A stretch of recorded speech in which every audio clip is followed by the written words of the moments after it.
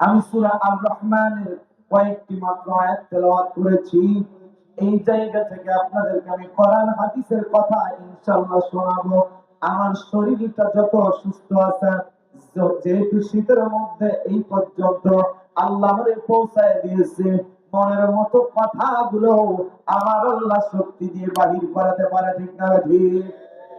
আপনারা এই জায়গায় যে বসে আছেন, যাদেরকে আল্লাহ কবুল করেছেন তারাই এখানে বসতে পড়েছে, ঠিক না ঠিক?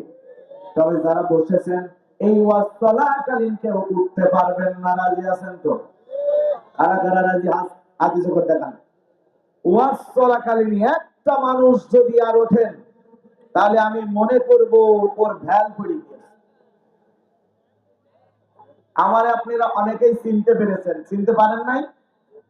গত বছর আমি এই জায়গায় দ্বিতীয় বক্তা হিসেবে ওয়াজ করে গিয়েছিলাম, কি মনে আছে? ও মুসলমান শুনে নাও,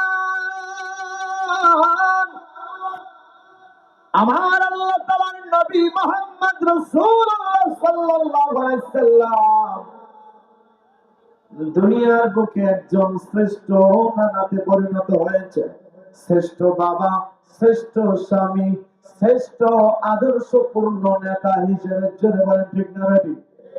এই নেতার কাছে আমার আল্লাহ তাআলা রব্বুল আলামিন যখন আমার আল্লাহর ফেরেশতা হযরত জিবরিল আলাইহিস সালামকে বলে দিল, আমার নবীর কাছে যাও আর সূরা আর রহমান কানে নিয়ে চলে যাও। আমার নবীর কাছে এসে বলল, নবীজি, ও পয়গম্বর, আমার আল্লাহ তাআলা রব্বুল আলামিন আপনার জন্য একটি সূরা উপহার পাঠিয়েছে। সূরাটার নাম হলো রহমান। আর রহমান, আর এর অর্থ হলো আল্লাহ বড় দয়াময়, ঠিক না ঠিক?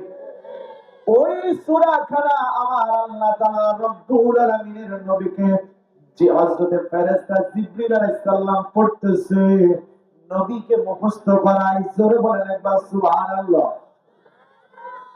আমার আপনার শিক্ষকেরা যখন কোরআন পড়ায়, একজন শিক্ষক ছাত্রকে পড়ায় আর ছাত্র মুখস্থ করে, ঠিক না ঠিক?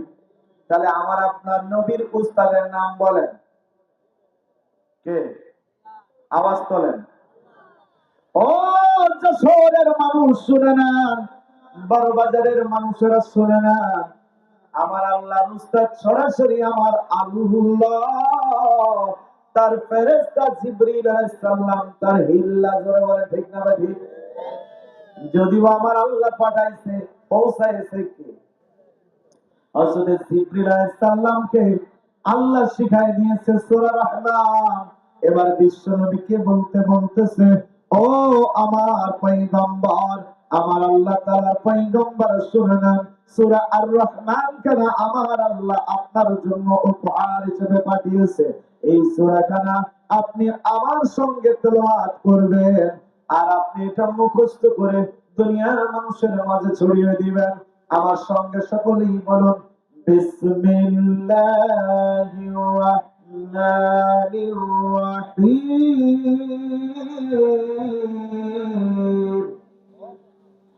আর রহমান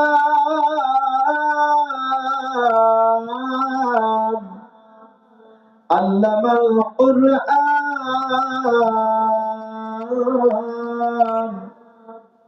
খলাকাল ইনসান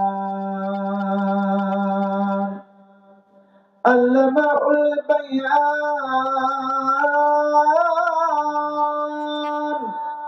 জোরে বলেন একবার আল্লাহু আকবার।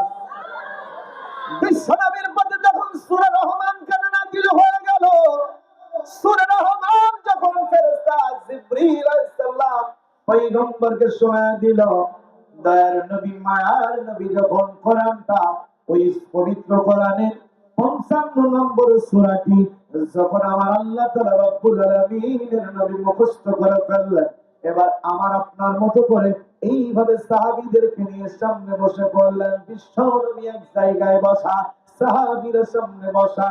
আমার নবীজি আবার এবার বলতেছে, সাহাবীদের সামনে তেলাওয়াত করতেছে, আর রহমান আল্লামাল কুরআন খলাকাল ইনসান জোরে বলেন আল্লাহু আকবার। ফেরেশতাদের মাঝে যখন বলল, ফেরেশতাদেরকে জিজ্ঞাসা করতেছে আমার নবীজি, পয়গম্বর বলল, ও আমার সাহাবীরা বলো, সূরা আর রহমান কারা মুখস্থ করতে পেরেছো বলো। হাত তুলতে বললো, হাত তুললো। সূরা রহমান তারা মুখস্থ করতে পেরেছিল বলে হাত তুলতে বলার পর পরই মুখস্থ, মানে হাত তুলে দেখিয়ে দিলেন আমরা পেরেছি, আমরা শিখেছি।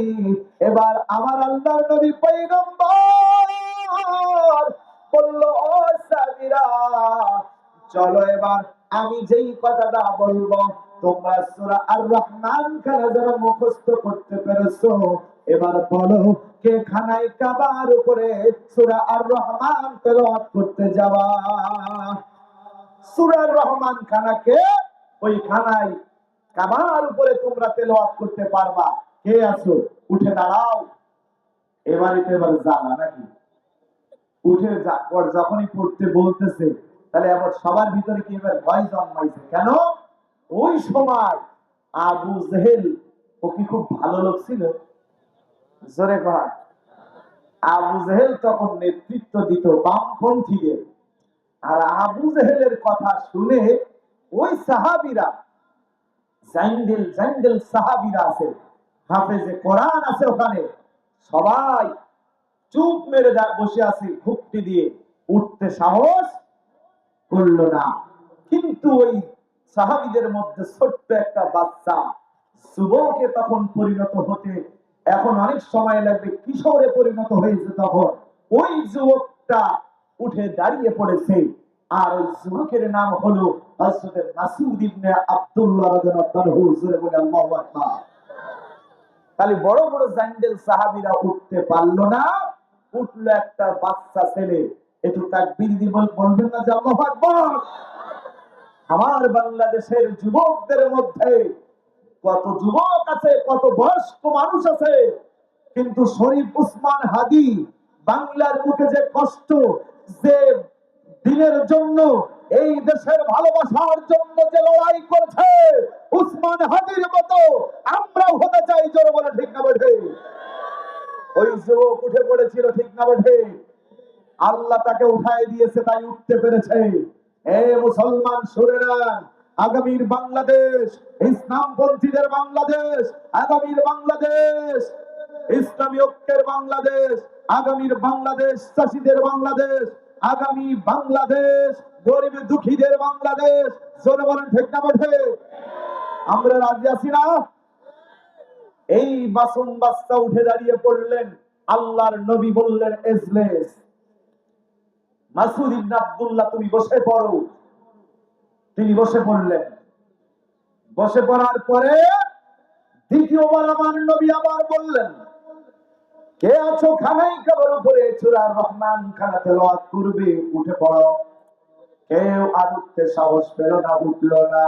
আবার দ্বিতীয়বারের মতো ধরে ওই ছোট্ট বাচ্চাটা মাসউদ ইবনে আব্দুল্লাহ রাদিয়াল্লাহু আনহু উঠে পড়লেন। জোরে জোরে বলেন আল্লাহু আকবার। এবার দ্বিতীয়বার যখন উঠে পড়েছে, বিশ্ব নবী আবার বললেন, তুমি বসে পড়ো। বসে পড়লেন। দ্বিতীয়বার চলে গেলেন, লাস্ট ফিনিশিং, এবার তৃতীয় নাম্বারের চান্স হবে। এবার বলতেছে আমার দয়ার নবী, মায়ের নবী বলতেছে, ওগো আমার সাহাবীরা কে আছো খানায় কাবার উপরে সূরা আর রহমান খানা তেলাওয়াত করতে হবে, কার সাহস আছে উঠে পড়ো। এইবার বিশ্ব নবীর সাহাবী হযরত মাসউদ ইবনে আব্দুল্লাহ রাদিয়াল্লাহু আনহু দুইটা হাঁটুর মধ্যে মাথাটা নিচু করে দিয়ে চোখের পানি ছেড়ে দিয়ে কান্না করে, জমিনের দিকে তাকায় আর মনে মনে ডাকে কার? জোরে কোন? মনে মনে আমার আল্লাহকে ডাকে, উদউনি আস্তাজিব লাকুম। আমার আল্লাহ বলছে, বান্দা তুমি আমারে ডাকো, আমি তোমার ডাকে সাড়া দিব। বান্দা মনে মনে ডাক দিয়েছে, ওই হাঁটুর মাঝখানে মাথা দুইটা দিয়া চোখের পানি ছেড়ে দিয়ে কান্দার বলে, মালিক, ও জীবনের মালিক, আমি তো দুইবার উঠেছি, তোমার নবী আমারে বসায় দিয়েছে, আমি তোমার কাছে সাহায্য চাই, আমার মনের আশা, আমার মনের বাসনা তুমি পূর্ণ করো। এবার তৃতীয়বার লাস্ট চান্স রয়েছে, এবারে যদি তোমার নবী উঠতে বলে আমি উঠবো, আর আমাকে যেন চয়েস করে, আমাকে যেন পছন্দ করে নাই, আর আমাকে ওই খানায় কাবার উপরে যেন কোরআন তেলাওয়াত করার সুযোগটা করে দেয়। এইবার কান্না করতে করতে তিনি বসে আছেন মাথার হাঁটুর মধ্যে মাথাটা দিয়া। এমন সময় বিশ্ব নবী বলতেছে, কে আছো আমার সাহাবীরা, উঠে পড়ো। কে আছো? ওই খানায় কাবার উপরে সূরা রহমান তেলাওয়াত করবে। কান্না করতে করতে হযরত মাসউদ ইবনে আব্দুল্লাহ রাদিয়াল্লাহু আনহু মাথাটা নিচের দিকে তাকাইয়া ঘাড়টা নিচু করে চোখটা নিচু করে দাঁড়িয়ে বলছে, আমি আছি। জোরে বলেন আল্লাহু আকবার। বিশ্বনবী বললেন, ও আমার মাসউদ ইবনে আব্দুল্লাহ, আয় আমার বুকের মধ্যে আয়। বিশ্বনবী ডাক দিলেন। ওই বাচ্চা সাহাবীটা দুইটা হাত বের করে দিয়া বিশ্বনবীর বুকের মধ্যে চলে গেলেন। বিশ্বনবী জড়ায় ধরতেছে, আর হযরত মাসউদ ইবনে আব্দুল্লাহ রাদিয়াল্লাহু আনহু কান্না করে বলতেছে, কান্না জোরালো বেড়ে গেছে।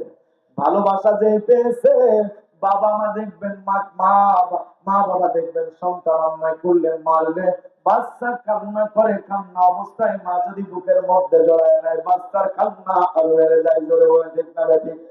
বাবা যদি আদর করে তাহলে কান্না জোরে বেড়ে যায়। সাহাবী কান্না করে বলে, ও দয়ার নবী গো, আমার বারবার কেন বসায় দিচ্ছিলেন বলেন? আমি তো বারবার উঠতেছিলাম, আপনি বসায় দিচ্ছিলেন কেন? আমারে বলেন না তাড়াতাড়ি। আমার নবীজি বলল, মাসুদ রে,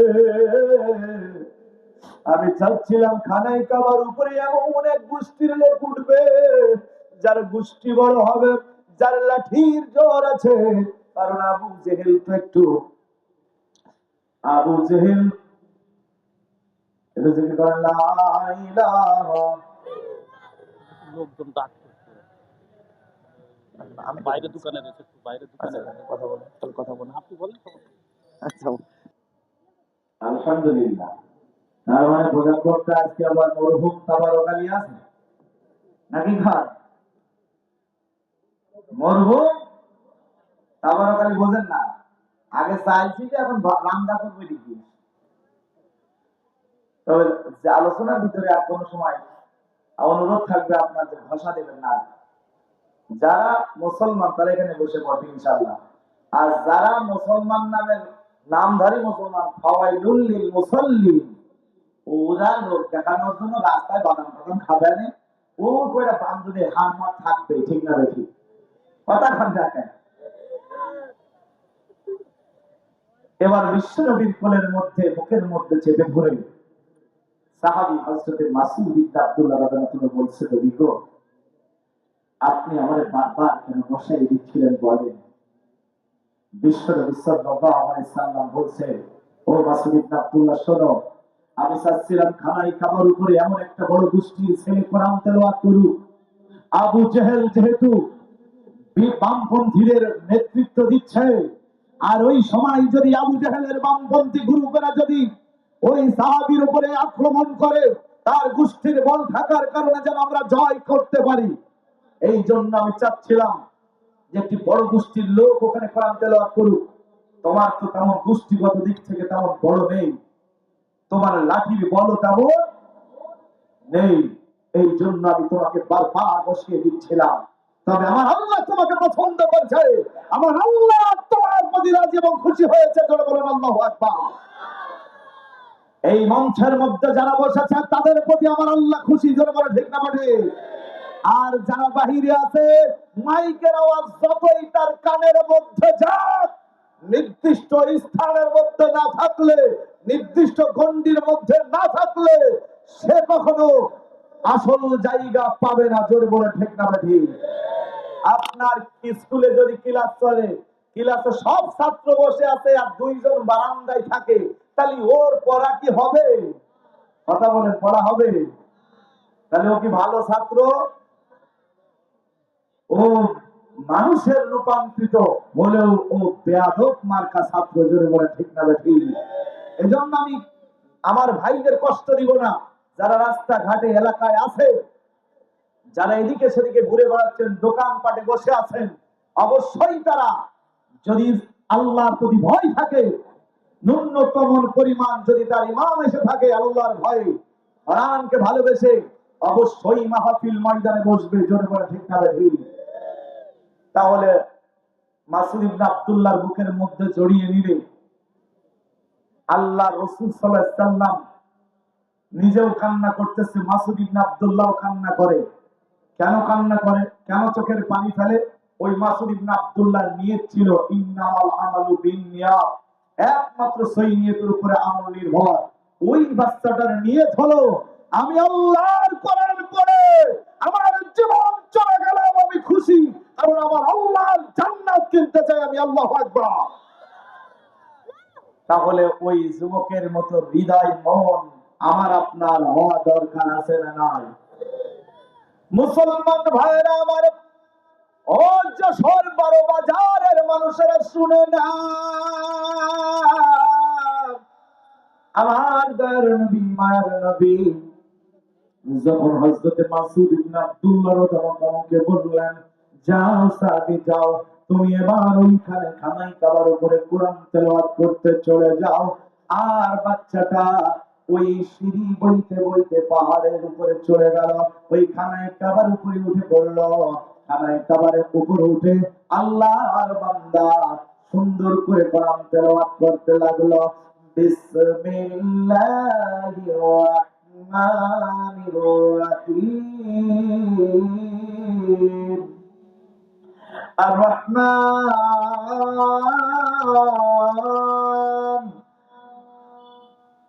علم القرآن خلق الإنسان علمه البيان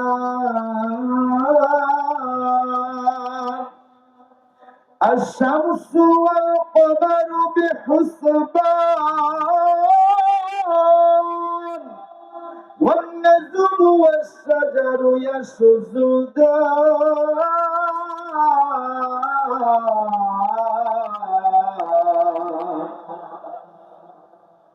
পবিত্র কোরআন যখন তেলাওয়াত শুরু করে দিল, চারিদিকে মানুষের কানে পৌঁছাতে শুরু করলো। উঁচু জায়গায় কোরআন তেলাওয়াত করলো, কারণ নিচের মানুষেরা যারা শুনবে, দূরে দূরে যারা আওয়াজ যাতে চলে যায়। বিশ্বনবী সাল্লাল্লাহু আলাইহি সাল্লামের সাহাবীরা খানাই কাবার উপরে দাঁড়িয়ে কোরআন তেলাওয়াত করত। উঁচু উঁচু পাহাড়ে দাঁড়িয়ে বিশ্বনবী সাল্লাল্লাহু আলাইহি সাল্লাম বিদায় হজের ভাষণ দিয়েছিল, ঠিক না ঠিক? আর আমার কুষ্টিয়ার মুফতি আমির হামজা ভাই একটু চেয়ারে দাঁড়িয়ে কথা বলেছে বলে এক শ্রেণীর লোকেরা বলছে সকলে বসে আছে আর মুফতি আমির হামজা চেয়ারে দাঁড়িয়ে কেন কথা বললো?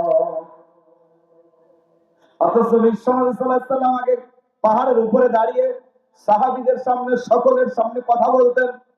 আমি আপনি যখন মসজিদে খতিবগিরি করি, ওই খতিব দাঁড়াই কোন জায়গায় বলেন তো এবার? একজনে বলেন কেন ওখানে দাঁড়াবে? কেন মুসল্লি নিজে আর মিম্বারের মধ্যে দাঁড়াবে মানে?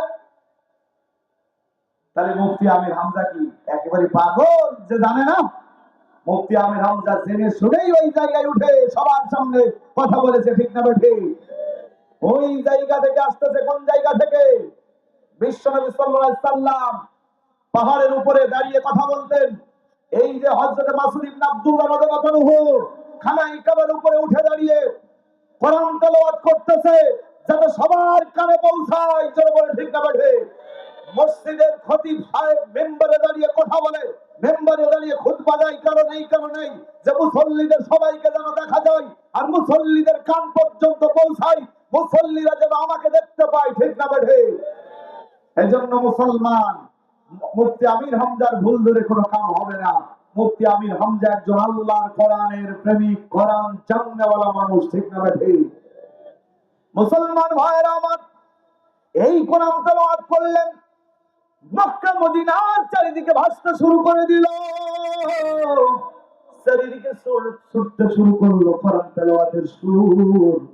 কোরআনের তেলাওয়াত এত মধুর, কোরআনের সুর সকলের পাগল করলো, মোহিত করে ফেললো। সেই বামপন্থী নেতাদের নেতা আবু জেহেল, সেও আর ঘরে থাকতে পারলো না। এটা আল্লাহু আকবার বলবেন না? যে বাতিল পর্যন্ত চলে আসতেছে, ঠিক না বেঠিক? আর বর্তমান বাংলাদেশে কোরআনের মাহফিল দিলে কে কোন দল করে, এই দল নিয়ে আজকে টানাটানি জোরে বলে, ঠিক না বেঠিক? ও বলতেছে ওরা ওই দলের, আমরা ওখানে যাব না। আছে না নাই? মরে গেলি যেমন আওয়ামী লীগ, বিএনপি, জামাত, চরমোনা, আট্রসি কেউ দেখে না, সবাই জানাজায় যায়। মসজিদে আজান হলে যেমন নামাজের জন্য আওয়ামী লীগ কিরা, বিএনপি কিরা, জামাত কিরা, চরমোনা কিরা, আট্রসি কিরা, ফুরফুরা কিরা, কেউ দেখে না, সবাই এক কাতারে নামাজের জন্য মসজিদে আসে। ধরে বলে, ঠিক না ঠিক? এখানেও এমন হওয়া উচিত, কারণ কোরআনের মাহফিলে কোন দল মত হবে না। এখানে কোরআনের কথা হবে, রসুলের হাদিস থেকে কথা হবে, রসুলের জীবন আদর্শের কথা হবে। এই জন্য কোন আওয়ামী লীগ, বিএনপি, জামাত, আট্রসি, চরমোনা, ফুরফুরা, আজান গাছি এই দলের মতো পার্থক্য থাকবে না। সকল মানুষগুলো কোরআনের মজলিসে বসে যাবে। জোরে বলে, ঠিক না ঠিক? তাহলেই বুঝবো যে আমরা ভালোবাসি কাকে। আর যদি এই পার্থক্য করেন তাহলে ওরা স্বার্থবাদী আবু জেহেলের মতো বাতিল পন্থীদের নেতা। জুড়ে বলা, ঠিক না বেঠি? তারপরও আবু জেহেল কোরআনের সুর শুনলে ঘরে আর থাকতে পারে? কেন পারে নাই? তাহলে শুনে নেন। বিশ্বনবীর কোরআন তেলাওয়াত বন্ধ করে দিল আবু জেহেল, যে কোরআন পড়া যাবে। আইন জারি হয়ে গেল যে কোরআন তেলাওয়াত করতে পারবে না, পড়তে পারবে না, কোরআনের আলোচনা করতে পারবে না। দিনের বেলায় আবু জেহেল তখন সান্ডা পান্ডা নিয়ে বিশ্বনবীর শত্রুতা শুরু করলো। কিন্তু ওই খানাই কাবার যখন আমার নবী কোরআন তেলাওয়াত করত, আবু জেহেলের স্ত্রী, ওই যে তার প্রাণের স্ত্রী, সেও ঘুমায় না, আবু জেহেল ঘুমায়। আবু জেহেল বলছে, বিবি তুমি এখনো ঘুমাও নাই? বলে, আমার তো ঘুম হচ্ছে না। কি হচ্ছে না?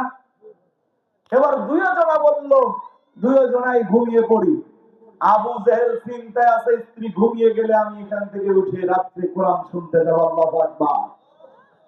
চোখ মিটকি মারছে, মানে স্ত্রী ঘুমিয়েছে কি দেখছে, নাকের উপর হাত দিয়েছে, চোখ মেলাচ্ছে কিনা, ঘুমাইলো কিনা দেখতেছে।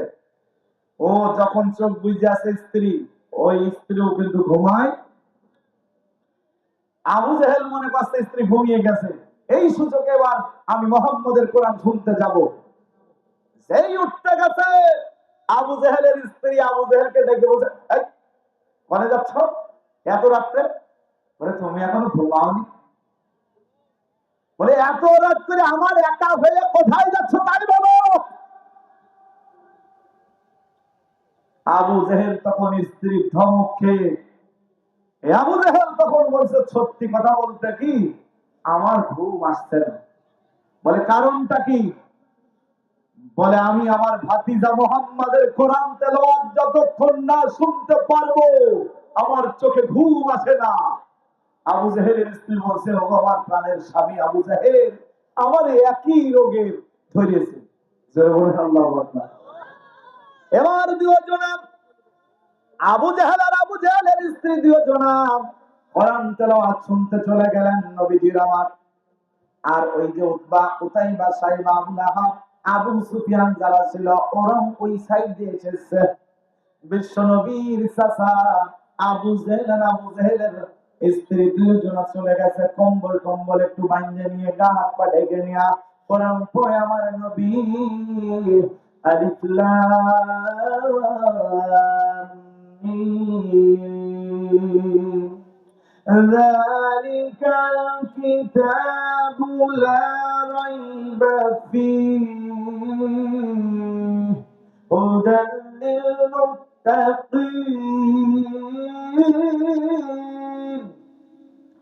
الذين يؤمنون بالغيب ويقيمون الصلاة ومما رزقناهم ينفقون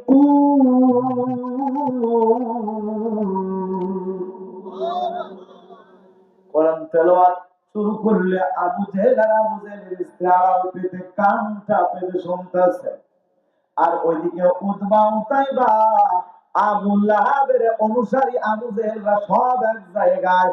এবার পালাতে যে দেখে লোকজন মারছে দুইটা, ওরা এসে এবার চাদর টেনে ধরেছে, কম্বল টেনে ধরেছে, কম্বল টম্বল ফেলে দিয়া স্ত্রী দৌড় দিয়েছে, আবু জেহেল ধরা পড়ে গেল। বলে নেতা কোরআন পড়া বলে শোনা যাবে না, আপনি এখানে কেন কি করতেছেন? বলে ওসব বাদ দে, তোরাই কেন কা? বলে আমরাও কোরআন শুনতে এসেছি। বলে যা হয়েছে এই রাত্রির কথা রাতেই থাক, কোন রকম যেন বাস না হয়, বিলাস যেন না হয়ে যায়। তার মানে ও মুসলমান, আমার নবীর শত্রু আবু জেহেল হলো, আবু জেহেল মুহাম্মাদের কোরআন না শোনা পর্যন্ত ঘুমাতো না। তারা আমরা যারা আসি না তারা কি আবু জেহেল ছাড়িয়ে গেলাম? কি কন, আবু জেহেল কি ছাড়িয়ে গেলাম? 10টা 21 বাজে, 10টা 30 ওয়াজ শেষ। আপনারা ওয়াজ শেষ করবেন না শুনবেন? আপনি যারা আকর্ষণ নামে দেখতে চান হাতে চোখে দেখা, কারা শুনবেন? লিল্লাহি তাকবীর,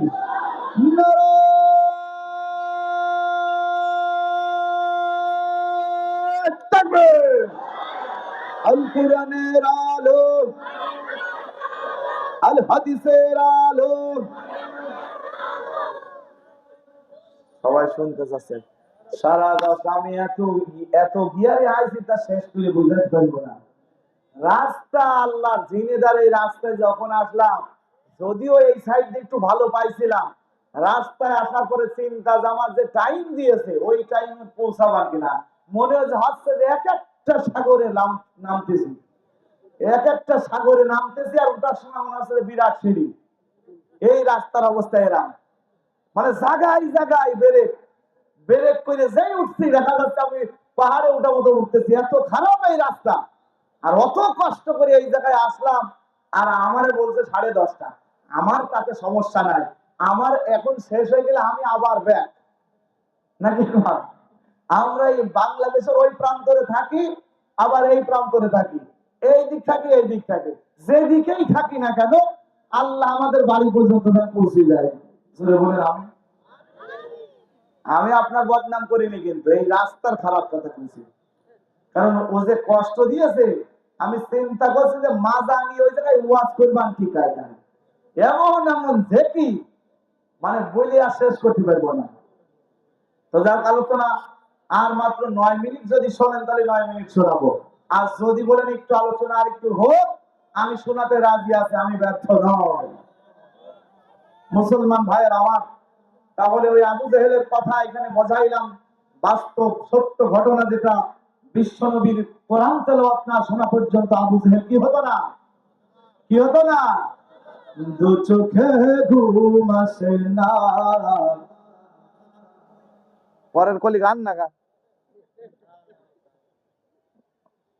উনি বলছে যে না না গান গাওয়া যাবে না। দু চোখে ঘুম আসে না কোরআনটা শোনার পরে, কোরআনটা পড়ার পরে। গান, দু চোখে ঘুম আসে না কোরআনটা শোনার পরে, কোরআনটা পড়ার পরে। কোরআন হাদিস পড়ে যারা জান্নাত জীবন গড়ে তারা। জোরে বলেন ঠিক না ঠিক? কোরআন হাদিস পড়ে যারা জান্নাত জীবন গড়ে তারা। দু চোখে ঘুম আসে না কোরআনটা পড়ার পরে, কোরআনটা শোনার পরে। জোরে জোরে বলেন একবার মারহাবা। ও মুসলমান, যশোর 12 বাজারের ভাইরা, পর্দার আড়ালের মা বোনেরা, মনোযোগ দিয়ে শুনবেন।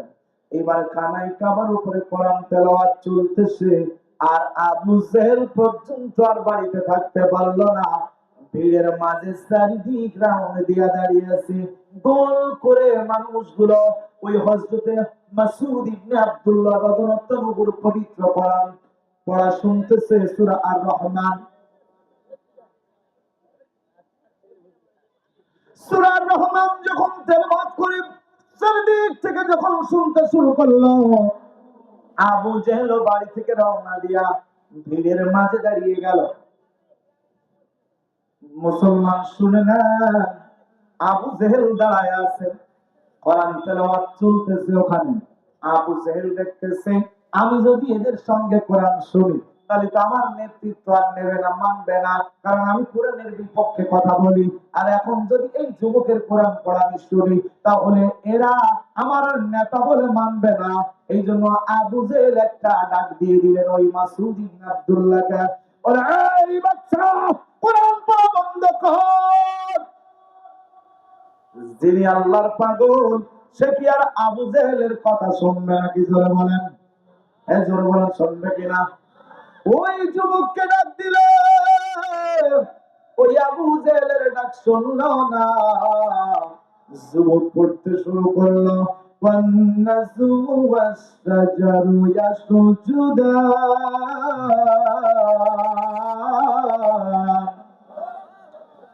والسماء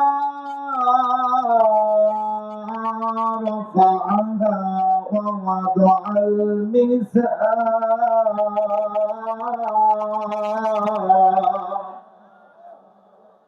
পাগল পারা আল্লাহর বান্দা কোরআন পড়েই যায়। আর আবু জেহেলের ডাক যখন শুনে হলো না, আবু জেহেল তখন হরহর ফনফন করে ওই খানায় কাবার উপরে উঠে গেল। এই যুবককে আবার কলার ধরলো, এই যুবকের কলার ধরে টেনে হিসড়ে খানায় কাবার উপর থেকে নামায় আনলো। খানায় কাবার উপর থেকে নামায়া নিষ্ঠুর আবু জেহেল ওই যুবককে একটা কান চাউলে একটা সজোরে থাপ্পড় মেরে দিল। এই থাপ্পড়টা মারার সঙ্গে সঙ্গে নবীজির সাহাবী আমার আল্লাহর বান্দার কানের পর্দায় একটা ফেটে রক্ত বাহির হতে শুরু করলো। আবু জেহেল বলল, এই যুবক, যেইখান থেকে এসেছো, যেই রাস্তা দিয়ে এসেছো সেই জায়গায় ফিরে যাও। ওগো যশোরের মানুষ শুনে নেন, ও বড় বাজারের মুসলমান, খানায় কাবার উপরে কোরআন পড়ার কারণে থাপ্পড় খাইলো। থাপ্পড় খাওয়ার পরে একটি কানের পর্দা ফেটে গেল। আব্দুল্লাহ হযরতে মাসউদ ইবনে আব্দুল্লাহ রাদিয়াল্লাহু আনহু কানটা চেপে ধরলো, হাত ভিজে রক্ত টপ টপ করে পড়তেছে। আল্লাহর নবীর সাহাবী চোখের পানি ছেড়ে দিয়ে কান্না করেন। এইবার খানায় কাবার ওই মা আঘাত খাওয়ার পর আবু জেহেলের চরখে বাচ্চা সাহাবীরা যখন নবীজির দিকে রওনা দিয়ে দিয়েছে, নবীজি আমার দেখতেছে খানায় কাবার উপরে তার সাহাবী হযরত মাসউদ ইবনে আব্দুল্লাহ রাদিয়াল্লাহু আনহু নাই। নবীজি হাঁটা শুরু করলো। দুজন হাঁটতে হাঁটতে এমন এক পর্যায়ে পৌঁছায় গেল, নবীজির সামনে দেখা হয়ে গেল, সাহাবীর দেখা হলো নবীজির দেখা হলো সাহাবীর। দুজনে দাঁড়িয়ে গেল আর রক্ত দেখতেছে। আমার দয়ার নবী কানটা চেপে ধরে রেখেছে। আমার দয়ার নবী বলতেছে, ওগো মাসউদ ইবনে আব্দুল্লাহ, তোমার হাত, তোমার কান দিয়ে রক্ত বাহির হয় কেন? কি হয়েছে তোমার? তুমি কানটা চেপে ধরে রেখেছো কেন? কি হয়েছে তোমার বলো? আল্লাহর নবীজি কথা বলেন, মিষ্টি ঠোঁট দিয়ে কথা বলতে লাগলো। হযরত মাসউদ ইবনে আব্দুল্লাহ রাদিয়াল্লাহু আনহু বলল, নবীজি আপনি কথা বলেন কিন্তু আমি দেখতে পারি, আমার কানে আমি শুনতে পারি না। আপনার মিষ্টি ঠোঁট দুইটা নড়ে, আপনার চেহারা মুবারক আমি দেখতেছি, কি বলেন আমি শুনতে পারি না। আবু জাহেল খানায় কাবার উপরে কোরআন তেলাওয়াত করার কারণে আমার নামাইয়া টেনে হিস্টে নিয়ে আমার কানে একটি সজোরে থাপ্পড় মেরে দিয়ে আমার কানের একটা পর্দা ফাটায় দিয়েছে গো নবীজি। এমন সময় নবীজি আমার কান্নায় ভেঙে পড়ে, সাহাবী কান্না করে। আমার আল্লাহ বলল, জিবরিল যাই আমার বন্ধুর সামনে যা। বন্ধুর সামনে চলে আসলাম, দুজনে কান্না করে। মোহাম্মদ দেখেছে আমার আল্লাহর ফেরেশতা জিবরিল এখানে এসে গেছে। ফেরেশতা দেখতেছে মোহাম্মদ আর মাসুদ ইবনে আব্দুল্লাহর মধ্যে কথাগুলো সব শুনলেন। এই জিবরিল একটি মুস্কি হাসি দিয়ে দিলেন। বিশ্বনবী রাগান্বিত হয়ে গেলাম, বলে ফেরেশতা আমার সাহাবী কান্দে, আমি কান্দি, এই কান্নার মাঝে তুমি হাসলে কেন বলো? নবীজি আমার এই প্রশ্নটা হযরত জিবরিল আলাইহিস সালামকে যখন করে ফেলল, ফেরেশতা জিবরিল আলাইহিস সালাম হাসি মাখা মুখটা বন্ধ করে দিয়া বললেন, নবীজি আপনি দুঃখ পেন না, রাগান্বিত হবেন না। আমি কি কারণে হেসেছি আপনি হয়তো কষ্ট পেয়েছেন, আপনি কষ্ট পাবেন না। আমি আসল ঘটনা বলে দিব আপনাকে। এইবার আল্লাহর নবী বলল, হাসলে কেন বলো? ফেরেশতা তাড়াতাড়ি বলো। আমার সাহাবীও ব্যথায় ব্যথিত, আমিও ব্যথায় ব্যথিত, এই দুজনের কান্নার মাঝে কেন তুমি হাসলে বলো? এই ফেরেশতা আল্লাহর ফেরেশতা হযরত জিবরিল আলাইহিস সালাম বলল, নবীজি এই ফেরেশতা যখন বলল, ও নবী গো শুনে না, আবু জেহেল মাসুদ ইবনে আব্দুল্লাহর কানের একটা পর্দা ফাড়াইছে, আর আমি হাসলাম একটা কারণে। এমন একটা দিন আসতেছে, ওই দিনে হযরত মাসুদ ইবনে আব্দুল্লাহ রাদিয়াল্লাহু আনহু ওই আবু জেহেলের দুইটা কান ফাড়ায় দেবে। এই জন্যই আমি হাসি। এটা জোরে বলেন সুবহানাল্লাহ। এটা জিকির করেন লা ইলাহা।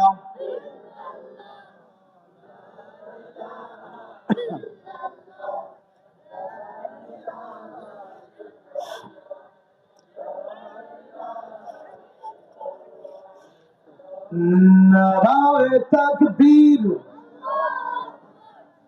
নারায়ে তাকবীর, আল্লাহু আকবার, নারায়ে তাকবীর, আল্লাহু আকবার, নারায়ে তাকবীর, আল্লাহু আকবার। তো তাকবীর ধ্বনি ধারায়া রাখবার, তো তাকবীর ধ্বনি ধারায়া রাখবার। বীর মুসলমান ধরো আল কোরআন, ফিরিয়ে আনো সেই হারানো সম্মান। নারায়ে তাকবীর, লিল্লাহ তাকবীর। যে আওয়াজ শুনে ওরে মুসলমান, ও কাঁপিত কাফের বেঈমান। যে আওয়াজ শুনে ওরে মুসলমান, ও কাঁপিত কাফের বেঈমান। দাউরে সেই হুঙ্কার করো রে তোলপার, দাউরে সেই হুঙ্কার করো রে তোলপার। পাপ দুনিয়া ভেঙে করো রে চুরমার। লিল্লাহ তাকবীর, নারায়ে তাকবীর। চলবে, এবার চলবে। চিঠি আবার দিয়েছে, মাহফিল শেষ করার জন্য অনুরোধ করা হয়েছে। চিঠি আহিব রে বিনা খামে, চিঠি আইব রে সারতে হবে এ ঘর বাড়ি,